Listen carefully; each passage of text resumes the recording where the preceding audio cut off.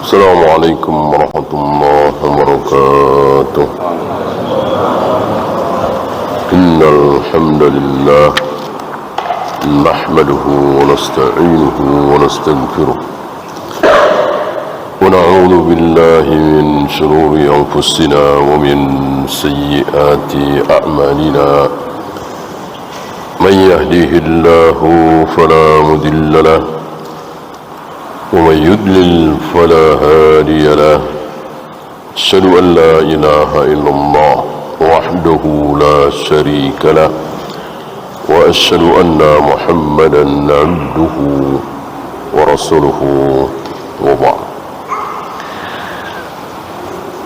Terakhir tentang kebaikan seseorang adalah kebaikan dan keburukan seseorang adalah kehendak siapa? Adalah kehendak Allah. Adalah kehendak Allah. Ini hati-hati, jangan sampai niat baik kita menjadi sesat. Orang-orang Mu'tazilah, orang-orang Qadariyah niatnya baik, enggak mau mensifati Allah dengan sifat buruk, tapi tanpa ilmu, akhirnya menyimpang sesat. Mereka tidak mau mensifati Allah sebagai zalim, bengis, kejam. Kalau Allah menghendaki bayi merah ini keburukan, berarti Allah zalim katanya. Berarti Allah bengis, kejam katanya. Itu. Ini sebetulnya membohongi diri. Apa iya Tuhan tidak tahu Fir'aun itu akan menjadi seperti Fir'aun ketika Fir'aun itu masih bayi? Ya tentu tahulah. Mana ada sesuatu yang belum diketahui oleh Allah? Berarti ketika Fir'aun itu masih bayi, Allah sudah tahu akhir kehidupan Fir'aun. Ya. Apakah sekedar tahu? Ya nggak mungkin. Kalau sekedar tahu, sementara itu bukan maunya Allah, terus maunya siapa? Berarti ada kehendak lain dong selain kehendak Allah. Ada kekuatan lain dong selain kekuatan Allah. Ada takdir lain dong selain takdir Allah. Mereka meyakini seolah kehendak Allah itu baik semua. Siapa bi'illah? Ya kalau Allah menghendaki semuanya baik, ngapain Allah menciptakan neraka, menciptakan setan, menciptakan iblis, menciptakan keburukan? Kalau Allah menghendaki kebaikan semua, tidak. Allah menghendaki kebaikan, Allah juga menghendaki keburukan. Makanya Allah bukan hanya menciptakan surga, tapi juga menciptakan neraka. Dan ketika Allah menciptakan neraka, apakah Allah sudah tahu siapa-siapa saja yang akan masuk neraka? Kalau kita bilang tidak tahu, terancam kufur kita. Kita akan menjadi orang kafir kalau kita bilang tidak tahu. Masa Allah tidak maha tahu? Itu tahu. Yang pertama kali akan masuk neraka siapa? Allah tahu. Yang kedua siapa? Allah tahu. Yang ketiga, yang kelima, yang ke-1000, yang ke1.500.066 misalnya, Allah tahu. Dan yang terakhir siapa? Allah tahu persis. Sebelum Adam diciptakan, bahkan sebelum langit dan bumi diciptakan, kan surga neraka dulu, gitu ya.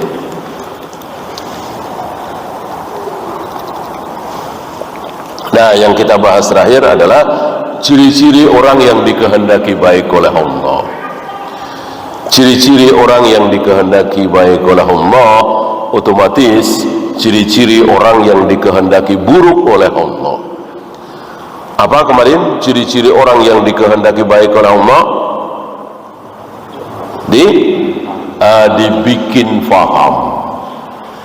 dibikin faham dalam agama ini. Oh, wajib ya, ya paham. Oh, syirik ya, paham. Oh, tauhid begini ya, paham. Oh, ini bid'ah ya, paham. Itu ciri-ciri orang yang dikehendaki baik. Otomatis ketika saya nggak paham nih, masuk kayak gini aja nggak boleh, saya nggak paham nih, masuk harus begitu amat, berarti tidak dikehendaki baik oleh Allah. Waliyadzubillah. Ya, kita lanjut 11.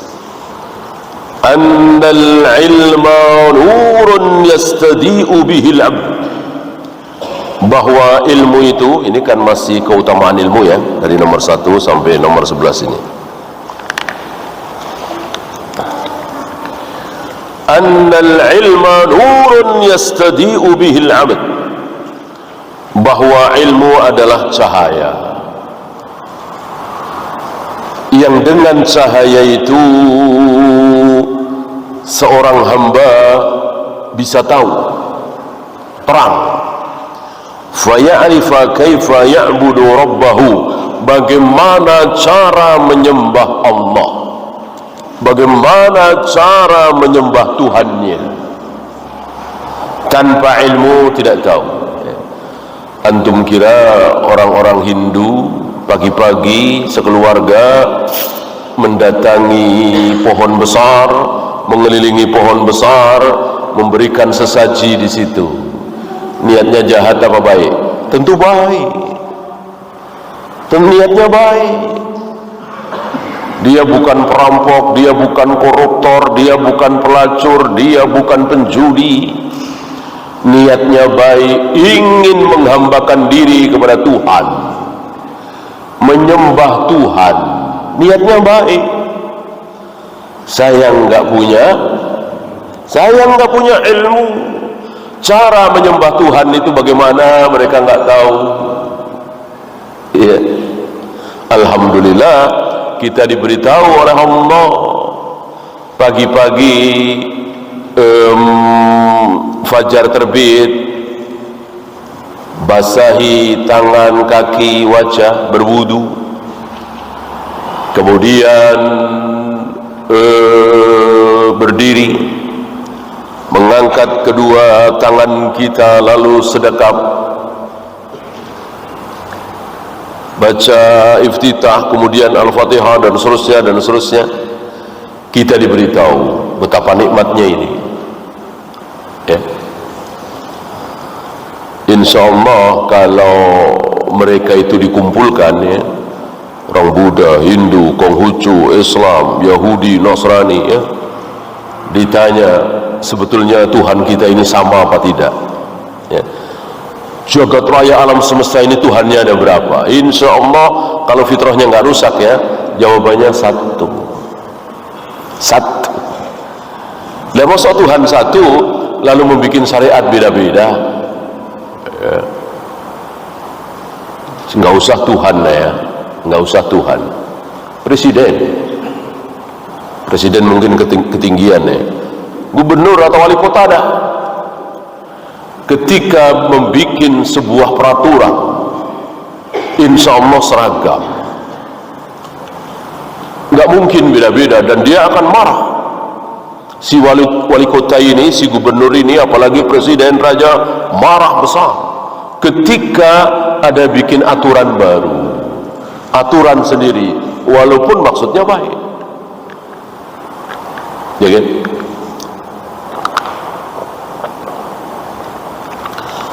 Allah Rabbul Alamin, raja dari seluruh raja, pemilik seluruh apa yang ada di jagat raya alam semesta ini. Apa ia bikin aturan macam-macam ya? Yang mau pakai sholat, rukuk, sujud silahkan, yang mau pakai sesaji-saji silahkan, yang mau pakai nunjuk-nunjuk ya silahkan. Apa iya ya? Dari sini ketika semua yakin dengan ini, insya Allah bisa melihat.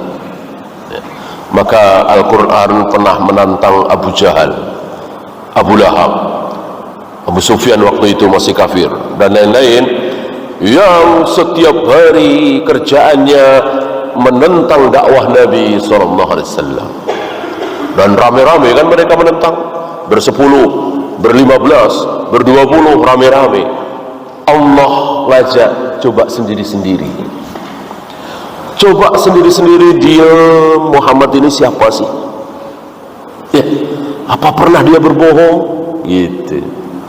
Apa pernah dia sumpah palsu? Apa pernah dia mencuri? Apa pernah dia jahat?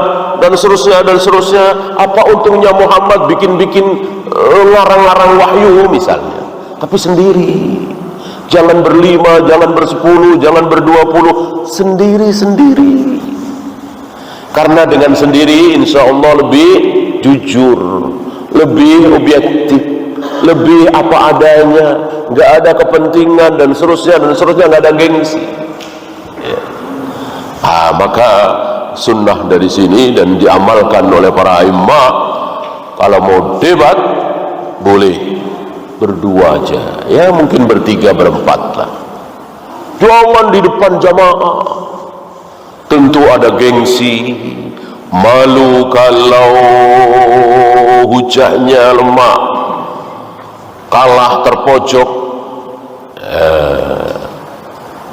Berdua bertiga sebagaimana kisah Abu Thawr dan Husain Al-Qarabisi, dua tokoh Mu'tazilah Ahlul Kalam, dibikin bertekuk lutut di hadapan Imam Syafi'i. Mereka cuma bertiga di rumah Imam Syafi'i. Yang keduanya awal mula ingin datang ke rumah Imam Syafi'i untuk mengolok-olok, untuk meledek, karena Ahlul Kalam Mu'tazilah terhadap ahli hadis itu meledek. Sampai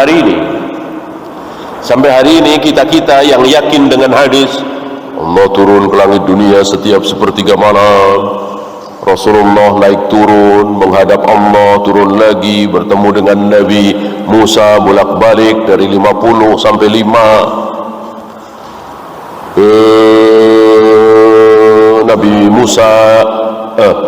Nabi Musa menampar pipi malaikat maut sampai mencelat matanya. Ini semua sabda Nabi alaihi salatu wassalam diapakan oleh Ahlul Kalam itu, yang pada kuliah di perguruan tinggi Islam, yang kena subhat falasifah, diledek, diketawain. Mereka nggak peduli mau Bukhari mau Muslim, nggak masuk akal, diledek. Ya. Seolah Bukhari Muslim itu orang-orang bodoh, seolah Bukhari Muslim dan lain-lain itu nggak punya otak, nggak punya akal. Yang punya otak, yang punya akal cuman dia doang, mahasiswa-mahasiswa Islam yang belajar filsafat itu. Ya. Dan banyak sekali ayat-ayat, hadis-hadis dijadikan candaan, ledekan oleh mereka. Ini Husain Al-Qarabisi dan Abu Thawr datang ke Imam Syafi'i tujuannya untuk meledek. Tapi Imam Syafi'i menjawab dengan qala Allah wa qala Rasul, qala Allah wa qala Rasul, qala Allah wa qala Rasul. Enggak ada menurut saya, menurut hemat saya, enggak ada.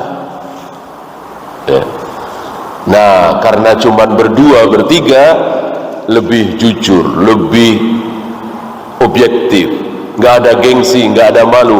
Akhirnya tobat mereka berdua di hadapan Imam Syafi'i. Kami datang bertemu dengan Imam Syafi'i pagi hari, kami tinggalkan rumah Imam Syafi'i malam hari gelap, sekalian kami tinggalkan subhat-subhat kami, bid'ah-bid'ah kami. Ya. Nah, ini pelajaran buat kita semua. Kalau mau diskusi, mudzakarah dan lain-lain, berdua, bertiga, ya. Jangan di depan umum.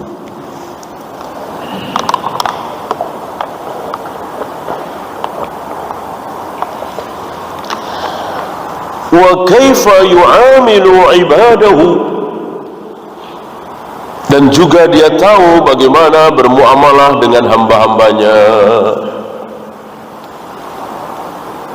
Bertiga nih, bertiga, yang dua orang Padang, yang satu orang Jawa. Orang Jawa ini sama sekali nggak bisa ngomong Padang. Nah yang berdua nih, yang orang Padang nih dengan asiknya ngomong Padang, ketawa-ketawa. Yang orang Jawa bengong. Boleh nggak? Boleh nggak? Nggak boleh. Nggak boleh. Siapa yang melarang? Nabi SAW. Dengan bahasa beliau, jika kalian bertiga jangan berbisik-bisik berdua. Berbisik-bisik itu ngomong nggak kedengeran, nggak difahami oleh orang ketiga kan? Ya tentu ini sama. Ini nggak bisik-bisik. Ini nggak bisik-bisik, ngomongnya kenceng. Tapi dengan bahasa yang tidak dimengerti oleh orang ketiga, sama. Kias ini kita tidak sedang berbicara tentang Allah, tidak sedang berbicara tentang surga, neraka, Jibril, Mikail, alam kubur dan seterusnya, maka boleh pakai kias, boleh pakai permisalan, pemahaman, analogi dan seterusnya. Ada mafhum muwafaqah, ada mafhum mukhalafah, ada musawa, ya. Dan ini boleh dikias. Dan Nabi yang mengajarkan kias. Tidak boleh kita seperti kaum Zahiriyah, kan yang dilarang berbisik. Kita berdua kan nggak berbisik, kencang begini ngomongnya. Ya iya, tapi pakai bahasa Padang. Yang ketiga ini orang Jawa nggak tahu bahasa Padang, sama aja menyinggung dia, gitu. Nah, ini tahu dari mana? Dari ilmu. Bersikap kepada Tuhannya, menyembah, tahu caranya. Bersikap kepada sesama, tahu caranya. Semuanya dengan ilmu, tidak dengan ngarang sendiri. Ya.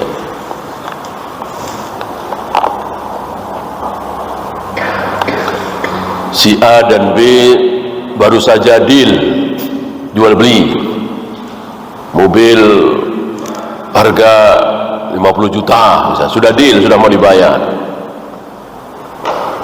Kita langsung masuk karena baru 5 menit misalnya, dealnya baru 5 menit, udah batalin aja. Atau mungkin kita main belakang ya, nggak enak sama pembelinya, kita telepon atau kita WA si pemilik mobil, udah sama saya aja, saya berani 55 ya, kamu batalin aja sama dia 50, cari alasan apa kek ya. Bolehkah? Bolehkah? Tidak boleh, karena sudah deal, sudah ijab kabul. Deal itu ijab kabul ya, kecuali belum ijab kabul, baru ijab doang ya. Pasang harga 50 juta, ditawar 45, si pemilik mobil masih diem, belum mengiyakan, belum deal, belum ijab kabul. Nah, kita masuk ya, saya berani 47 juta, bolehkah? Boleh. Kalau belum deal boleh. Kalau nggak boleh berarti lelang haram dong. Kan jual beli lelang seperti itu. Saya punya satu barang, antum pengen semua, ya silahkan. Saya nunggu siapa yang berani paling tinggi. Saya berani 10 juta, saya berani 14 juta, saya berani 20 juta, terus naik. Udah nggak ada yang berani lagi, nah saya kasih. Bolehkah jual beli seperti ini? Boleh. Boleh. Tahu dari mana? Dari ilmu. Semuanya dengan ilmu. Dan ilmu itu cuman qala Allah wa qala Rasul ala fahmi sahabah. Qala Allah wa qala Rasul ala fahmi sahabah. Cuman itu ilmu. Bukan qala Syafi'i, qala Bukhari, qala Malik, bukan. Karena bisa benar bisa salah. Kalau ilmu kan nggak mungkin salah. Kalau salah ya bukan ilmu namanya. Ya. Dimulai dengan Assalamualaikum, diteruskan dengan Innal hamdalillah, baca Al-Quran, sabda Nabi, dilanjutkan dengan saudara-saudara, demi cinta kita kepada Nabi, kita harus merayakan hari kelahiran Nabi. Ilmu bukan? Bukan. Saudara-saudara, demi cinta kita kepada ayah ibu kita, kalau ayah ibu kita meninggal, kita tahlilkan 3 hari, 7 hari, 40 hari, 100 hari. Ilmu bukan? Bukan. Walaupun mengatasnamakan Islam, karena keluar dari yang 3 itu. Qala Allah bukan, qala Rasulullah bukan, tentu bukan ala fahmis sahabah. Ya. Jadi ilmu itu sebuah kebenaran, atau dengan kata lain dalil. Kalau bukan benar, bukan ilmu. Berapa banyak orang mengatakan pengajian, taklim, majelis ilmu, dakwah Islam, mimbar Islam, isinya kebodohan demi kebodohan, bukan ilmu isinya. Nah, penuh dengan bid'ah, penuh dengan syirik, penuh dengan subhat. Waliyadzubillah.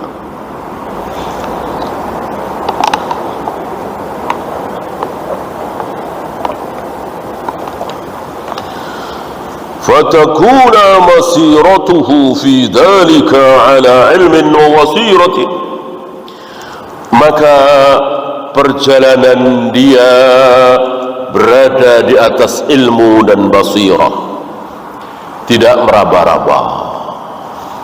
Ahlul bidah yang tidak faham ini meraba-raba, oh mungkin ini, oh mungkin itu, meraba-raba, gelap. Kira-kira sampai tujuan enggak? Insya Allah enggak sampai tujuan. Gelap, meraba-raba. Bayangkan, mungkinkah sebuah tujuan bisa dicapai dengan kegelapan dan meraba-raba? Enggak mungkin. Harus betul-betul ada cahaya. Ya, kita saja hafal jalan, tapi malam lampu mati, mobil, motor, insya Allah kita nggak berani, nggak ada cahaya. Apa cahaya yang dimaksud? Ilmu. Mungkinkah bisa sampai surga tanpa ilmu? Nggak mungkin, tidak mungkin. Walaupun ikhlas betul-betul karena Allah, nggak ada niat jahat. Yantum kira tokoh-tokoh agama non muslim itu niatnya jahat? Kan tidak. Luar biasa dari mereka. Ada yang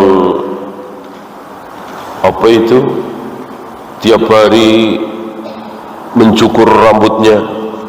Kalau kita kan pas tahallul doang ya, umroh paling setahun sekali, 2 tahun sekali. Dia tiap hari itu menggunduli kepalanya, botak, pakai pakaian tanpa dijahit itu, pakai pakaian ihram ya, tapi warnanya bukan putih biasanya. Niatnya apa coba? Niatnya tulus, ikhlas, niatnya ingin mendapatkan ridha Allah. Tapi sayang, 1000 sayang, neraka menanti. Waliyadu billah. Amilatun nasibah tasla naran hamiyah. Itu kata Allah, berusaha bersusah payah, mereka bersusah payah. Ahli-ahli agama itu bersusah payah. Lihat orang-orang Hindu itu pagi-pagi bersusah payah. Kita udah sholat aja udah, habis itu kita nyiapin sarapan ya. Dia nyiapin sarapan dulu untuk Tuhannya ya, yang kemenyan, yang kembang, yang ini, yang itu. Niatnya baik, baik sekali. Tapi sayang tanpa ilmu, gelap meraba-raba. jadilah sesat.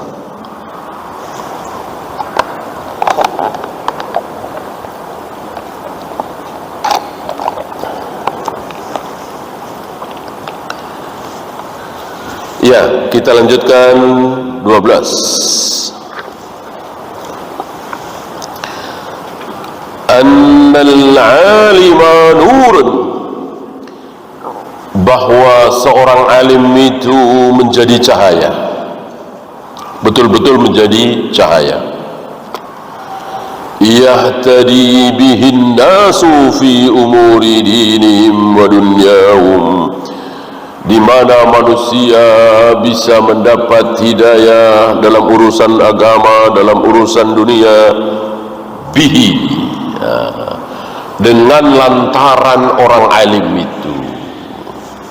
Ya. Maka ketika kita yang bukan alim tidak tahu satu permasalahan, nggak tahu nih, sebetulnya bunga bank itu halal apa haram ya? Sebetulnya rokok itu halal apa haram ya? Sebetulnya asuransi itu judi apa bukan ya? Nggak tahu.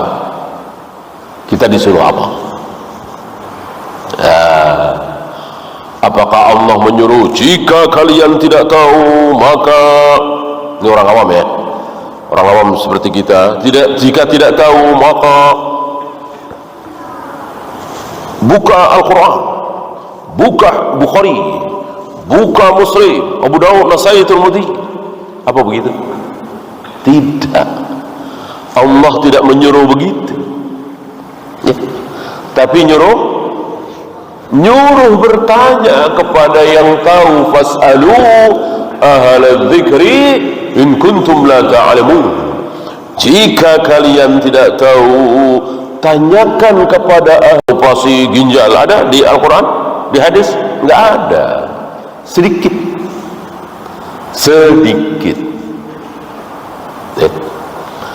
berbicara tentang ekonomi sedikit, berbicara tentang peperangan sedikit ya, karena dunia.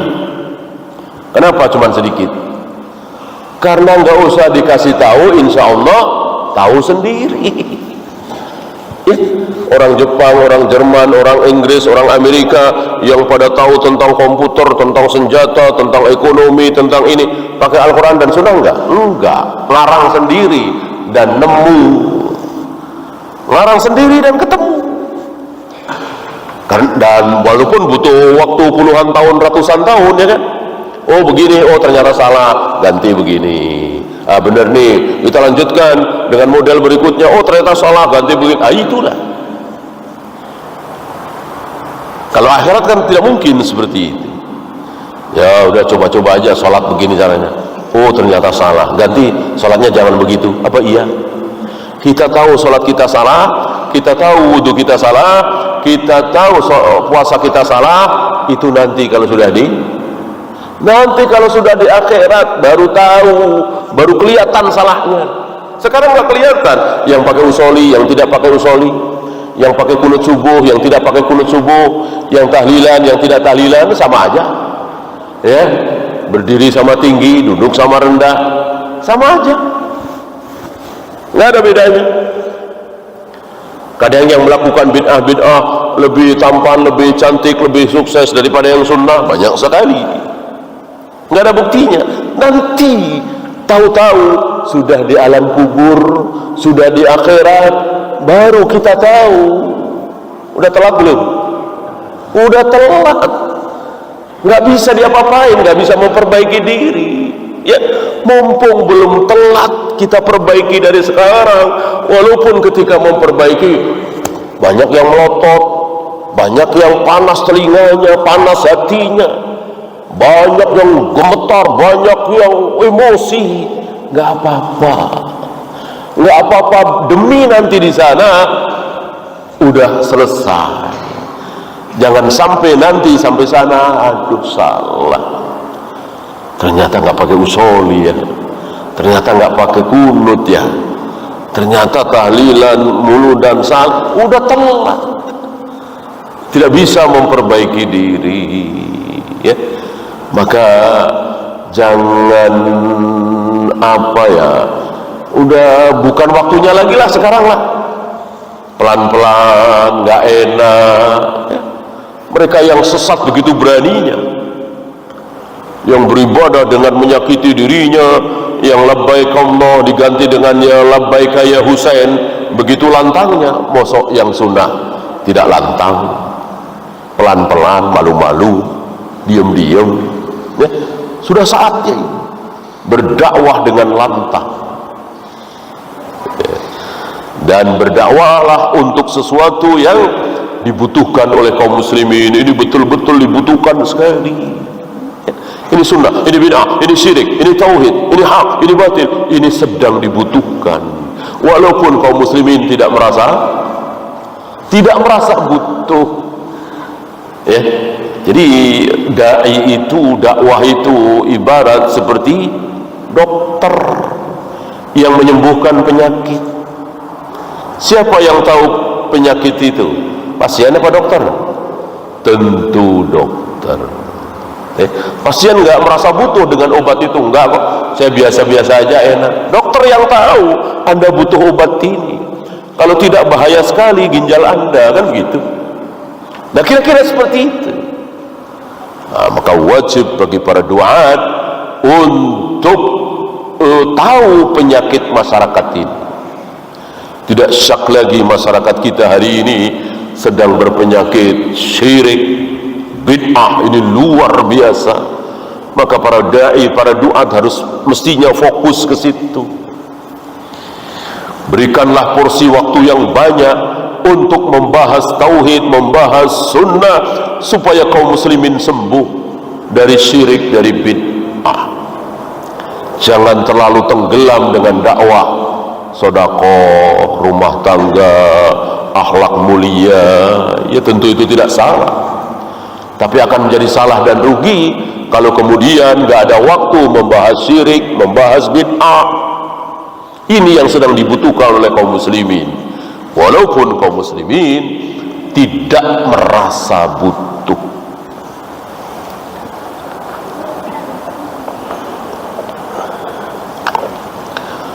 Wala yakhfa ala kathirin minna qissatur rajul. Tidak tersembunyi bagi kita semua tentang kisah seorang rajul, laki-laki, alladhi min Bani Israel, laki-laki Bani Israel, qatala 99 nafsan, yang membunuh berapa? 99. Dia ingin baik, dia ingin tobat, tapi dia salah datang. Dia datang kepada ahli, dia datang kepada ahli ibadah. Salah datang ini. Dia datang kepada ahli ibadah, bertanya, saya telah membunuh 99 orang, mungkinkah Allah menerima taubat saya? Karena dia ahli ibadah, bukan ahli ilmu, dia jawab tidak mungkin. Kenapa? Karena ahli ibadah itu biasanya membandingkan orang-orang itu dengan dirinya. Dibandingkan dengan dirinya. Dirinya boro-boro membunuh, melukai hati tetangganya saja, nyesal sekali, nangis-nangis. Boro-boro membunuh. Si pembunuh 99 orang ini dibandingkan dengan dirinya, tentu jadi kecil sekali. Gak mungkin Allah menerima taubatmu. Tidak dengan ilmu, dibandingkan dengan dirinya, itu ciri-ciri ahli ibadah, bukan ahli ilmu. Ketika kita datang kepada ahli ibadah, langsung disuruh zikir sekian sekali. Jangan lupa duha, ya, ini tahajud, ini ya kalau benar sunnah. Kalau bid'ah, ya, beda dengan ahli ilmu. Ahli ilmu salat 5 waktu. Nabi SAW ketika ada orang yang datang setelah baca syahadat, Nabi cuma apa? Salat 5 waktu. Nabi tidak ikuti saya sholat 5 waktu, tahajud, doa, witir, qobliyah ba'diyah, enggak. Tidak mengajak kepada dirinya. Ciri-ciri ahli ilmu tidak mengajak kepada dirinya. Ahli ibadah mengajak kepada dirinya. Zikir ini ya 1000 kali, zikir ini ya 10.000 kali, sama dengan dirinya. Ahli ilmu tidak. Ahli ilmu mengajak kepada qala Allah wa qala Rasul, qala Allah wa qala Rasul. Setelah 5 waktu, salat 5 waktu apa? Puasa Ramadan. Nabi enggak bahas Senin Kamis 6 hari di bulan Syawal, puasa Arafah, puasa Tasu'ah, Asyura, enggak. Cukup puasa Ramadan. Ya. Inilah perbedaan. Mana ada Syekh Albani mengajak masyarakat ikuti saya, habis sarapan masuk ke maktabah perpustakaan, baca kitab minimal 10 jam dalam sehari semalam. Itu kan yang dilakukan oleh Syekh Albani tiap hari. Apakah beliau mengajak masyarakat untuk mengikuti beliau seperti itu? Enggak. Tentu tidak sama kadar manusia itu. Inilah orang yang berilmu, tidak mengajak kepada dirinya sendiri.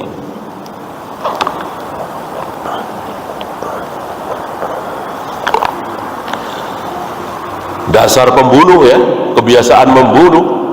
Begitu dia kesel dijawab, nggak mungkin tobatmu diterima. Sekalian dibunuh jadi 100, biar genep dah 100, mati ya. Maka dikatakan orang bodoh itu menjadi musuh, orang bodoh itu menjadi musuh dirinya sendiri. Dirinya sendiri aja jadi musuhnya, itulah bodoh ya. Urusan dunia saja sering kita temukan ya. Kenapa dia celaka seperti itu? Bodoh. Kenapa jadi terbakar kayak gitu mukanya? Bodoh. Karena kebodohan dia, kekonyolan dia. Kenapa kakinya jadi buntung seperti itu? Ya bodoh. Kebodohan dia, kekonyolan dia. Itu sering terjadi.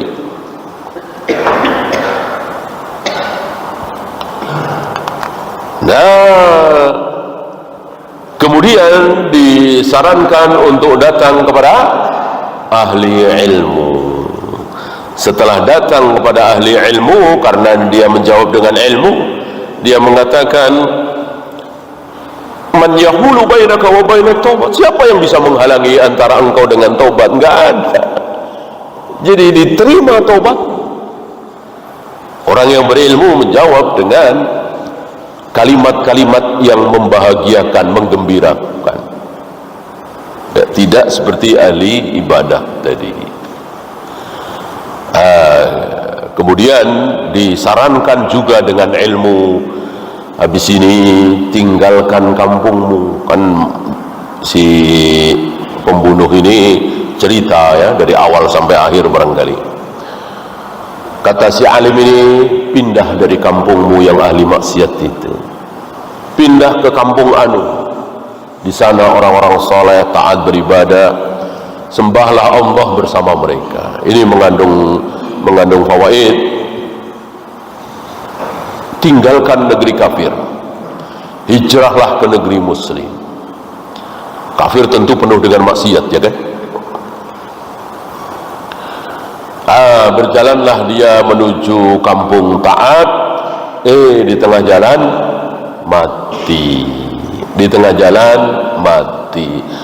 Disinilah terjadi sesuatu yang tidak biasa.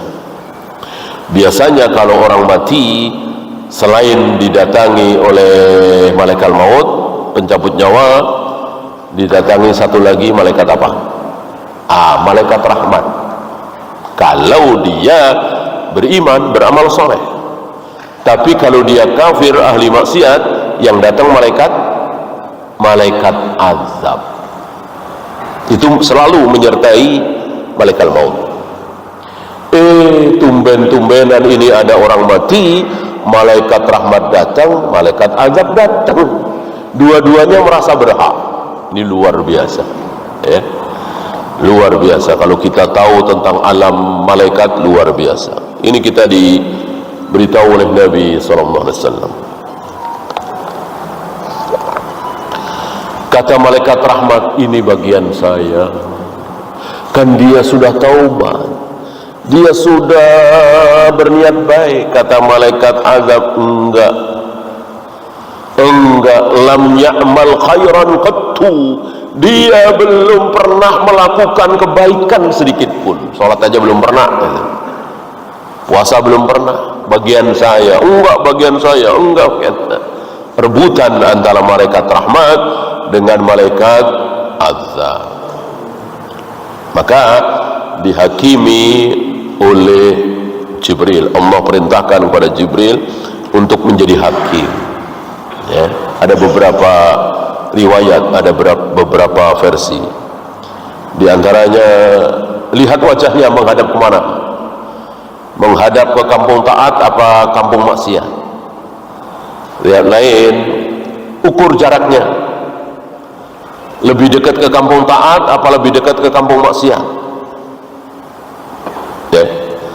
Kalau lebih dekat ke kampung taat, berarti dia bagian malaikat rahmat. Kalau lebih dekat ke kampung maksiat, bukan kampung yang taat, maka dia bagian malaikat azab. Setelah diukur lebih dekat ke kampung taat, bedanya cuman sejengkal. Itu pun ada riwayat, Allah perintahkan bumi sebelah sana untuk merapat, Allah perintahkan bumi sebelah sana untuk merenggang. Semuanya taat kepada Allah. Intinya Allah menghendaki rahmat. Itu semua kan cuman apa ya, skenario saja, ya kan. Intinya bahwa Allah menghendaki kebaikan kepada orang ini, ya. Inilah perbedaan antara ahli ilmu dengan ahli ibadah. Terakhir satu lagi, setelah ini nanti kita masuk ke pasal ketiga, hukum mencari ilmu. Yang ke-13 terakhir, annallaha yarfa'u ahlal ilmi fil akhirati wa fid dunya. Allah mengangkat derajat ahli ilmu, bukan hanya di akhirat, tapi juga di dunia. Ada di antara antum yang enggak kenal Imam Syafi'i? Enggak ada, ya. Imam Bukhari, Imam Muslim, Imam Malik, namanya berkibar. Abu Hurairah yang waktu hidup pingsan-pingsan, kayaknya enggak ada yang kenal lah, ya. Kayaknya apa ya, rendah sekali itu Abu Hurairah waktu masih hidup. Enggak diperhatikan orang. Orang pingsan, nggak jauh dari pintu masjid, ada orang dilewatin aja kayak orang gila. Nggak dimuliakan sama sekali waktu masih hidup, ya. Tapi karena ilmunya luar biasa, setiap hari kerjaannya cuman menghafal sabda Nabi, sampai dikatakan hafidtu min Rasulillah sallallahu alaihi wasallam bi'ain. Aku hafal hadis-hadis Nabi itu 2 wi'a, 2 wadah, istilah kita 2 karung, ya. Yang 1 karung aku sampaikan, 2 karung ini bukan berarti karung A dan karung B isinya sama, ya. 2 jenis ilmu gitu. Yang 1 karung, yang 1 wi'a aku sampaikan, semuanya telah aku sampaikan. Yang 1 karung lagi tidak. Seandainya aku sampaikan juga, laquti'at hadhil bulqum. Kalau aku sampaikan juga, barangkali leherku sudah digorok orang, ya, terutama penguasa, karena berisi tentang nubuat-nubuat Nabi, ramalan-ramalan tahun sekian akan terjadi begini, tahun sekian akan terjadi begini, tahun sekian, dan pasti terjadi. Abu Hurairah nunggu, oh, ini sudah terjadi nih, ini sudah terjadi, nggak disampaikan. Yang ngapain disampaikan, ntar juga tahu sendiri, ya. Nggak kayak orang sekarang, kalau ada ramalan malah sok-sokan gitu, ya. Disampaikan itu tuh belum tentu benar, banyak salahnya, ya. Meleset lagi, tapi nggak kapok, ya, masih ngeramal, ya. Abu Hurairah kebalikan, justru ilmu-ilmu ramalan seperti itu nggak disampaikan. Sebab kalau disampaikan, ya orang banyak tersinggung. Padahal benar semua. Sabda Nabi mana ada tidak benar. Sampai puncaknya itu tahun 60. Tahun 60 itu ada sesuatu yang diketahui oleh Abu Hurairah. Maka Abu Hurairah mengatakan, ya Allah, aku berlindung kepadamu dari tahun 60. Ya Allah, aku berlindung kepada engkau dari tahun 60. Tahun 59 Abu Hurairah wafat. InsyaAllah antum tahu apa yang terjadi tahun 60 ya. Luar biasa fitnah, luar biasa ya.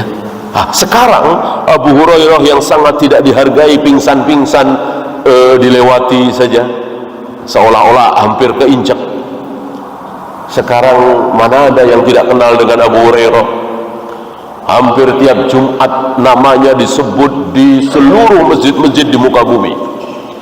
An Abi Hurairah radhiyallahu anhu qala Rasulullah sallallahu alaihi wasallam, insyaallah disebut